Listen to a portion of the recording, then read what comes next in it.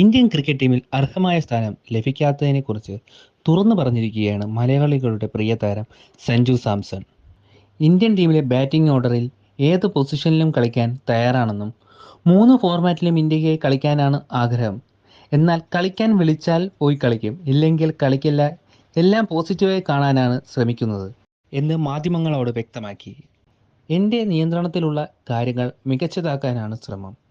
കഴിഞ്ഞ 3-4 മാസം കരിയറിലെ മികച്ച കാലമായിരുന്നു. ലോകകപ്പ് ടീമിൽ ഇടം നേടിയത് സ്വപ്നം പോലെയാണ്. 3-4 വർഷം മുൻപേ ആഗ്രഹിച്ചതാണിത്.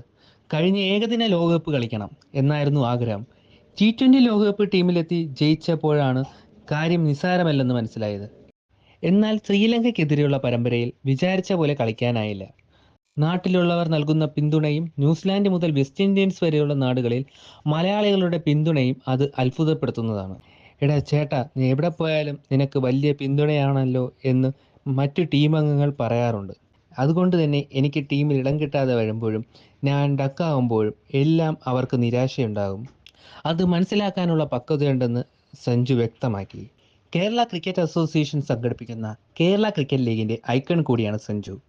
അതിനുശേഷം നടന്ന പ്രസ് മീറ്റിലാണ് മലയാളികളുടെ പ്രിയ താരം ഇത്തരം കാര്യങ്ങൾ വ്യക്തമാക്കിയത്.